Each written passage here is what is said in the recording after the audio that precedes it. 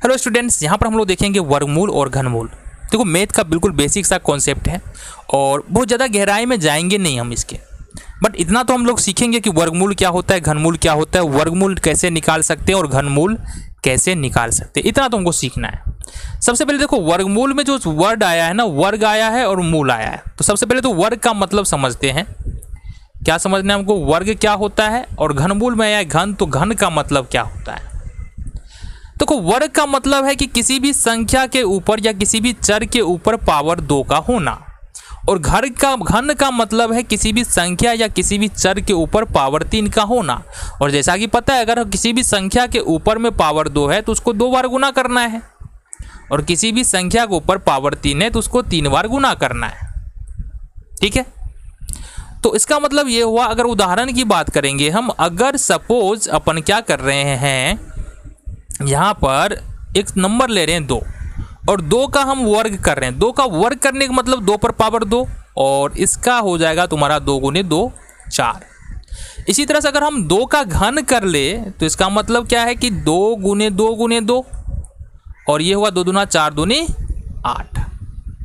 एक उदाहरण की और बात करेंगे, यहाँ पर सपोज अपन लेते हैं 4 पर पावर 2, तो 4 का वर्ग कर रहे हैं हम, 4 का वर्ग कर रहे हैं तो हमारे पास आ रहा है 4 गुने 4 बराबर में 16, यानी कि 16। इसी तरह से अगर हम बात करें कि अगर हम 4 का घन कर दे तो कितना आ जाएगा, 4 का घन करेंगे तो ये होगा 4 गुने 4 गुने 4, 4 चौके 16, 16 चौका 64। तो अभी तक तुमको इतना तो समझ में आ गया कि वर्ग का मतलब क्या होता है और घन का मतलब क्या होता है। बट हमको देखना क्या है, वर्गमूल कैसे निकाल सकते हैं। अच्छा, अब देखना हमको वर्गमूल का मतलब क्या होता है और घनमूल का मतलब क्या होता है, ये देख लो। वर्गमूल अपने को देखना है अब वर्गमूल, और दूसरी बात जो देखना है वो देखना है हमको घनमूल। ठीक है, तो हमने क्या किया, जरा ऊपर उदाहरण से बात करेंगे। हमने क्या किया, उदाहरण नंबर 1 में क्या किया था कि 2 का हमने वर्ग किया था, कितना आया था बताओ, 4 आया था।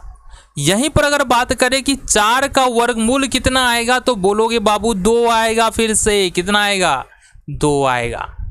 ठीक है, यही होता है हमारा वर्गमूल। अच्छा, ये जो है ना वर्गमूल का चिन्ह है, इसको हम लोग क्या बोलते हैं, रूट बोलते हैं। वर्गमूल निकालने के लिए भी और घनमूल निकालने के लिए भी बिल्कुल सेम चिन्ह का उपयोग करते हैं। तो यहाँ पर सवाल उठता है कि वर्गमूल का मतलब तो समझ में आ गया ना तुमको, अब घनमूल का मतलब देख लेते हैं।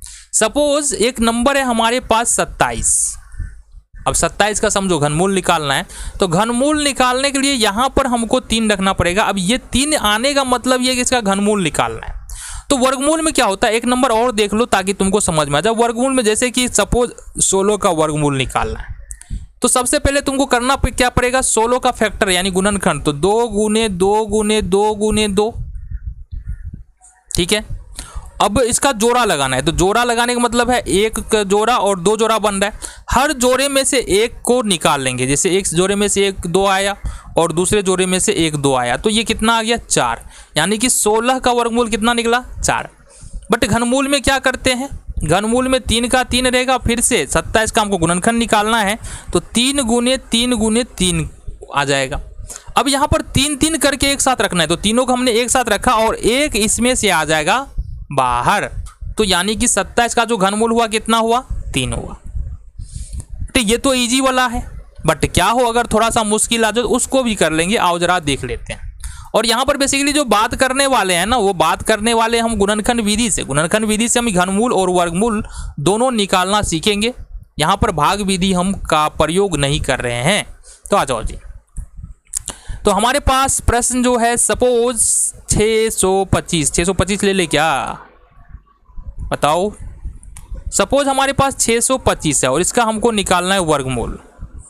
तो सबसे पहले देखेंगे कि बाबू इसका गुणनखंड निकालना है हमको।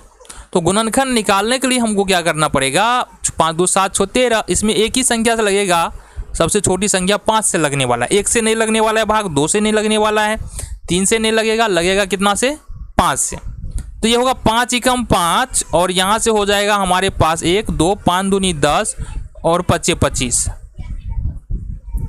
अब आ जाओ, 125 आ गया हमारे पास। 125 में फिर से अपन क्या करेंगे, 5 से लगाएंगे तो ये आएगा हमारे पास 25, यानी इसमें फिर से अपन क्या करेंगे, 5 से लगा देंगे भाग, तो 25 25 आ जाएगा। ठीक है, इतनी बातें समझ में आ गई। और इसमें अगर हम देखें इसका गुणनखंड, अभी रूट के अंदर क्या करना है ना, चूंकि 625 का वर्गमूल निकालना है तो 625 रूट के अंदर में आएगा, और ये जो गुणनखंड लिखा है उसको भी रूट के अंदर में हमको लिखना है, 5 गुने 5 गुने 5 गुने 5। हमने क्या कहा कि गुणनखंड के लिए हम क्या करते, जोड़ा बनाते थे, जोड़ा बनाया हमने, हर जोड़े में से एक बाहर आएगा, तो एक 5 का जोड़ा में से एक 5 बाहर। अच्छा, यहाँ पर दूसरी संख्या भी हो सकता है, 5 की जगह पर 3 का जोड़ा हो सकता है, 3 ले लेंगे। तो यहाँ पर कहने का मतलब है कि 625 का वर्गमूल कितना निकला, 25 यानी कि 25। अब देख लेते हैं अपन घनमूल कैसे निकालेंगे, आ जाओ बात करते हैं बाबू। सपोज हमारे पास एक नंबर है, जैसा कि तुमको यहाँ पर दिखेगा, हमारे पास एक नंबर है 343, इसका घनमूल निकालना है। तो घनमूल निकालने के लिए सबसे पहले तो इसका क्या करेंगे अपन, सबसे पहले अपन इसका करेंगे गुणनखंड। तो 7 से लगा लो, यहाँ पर 7 से ही लगने वाला है, उससे पहले नहीं लगेगा।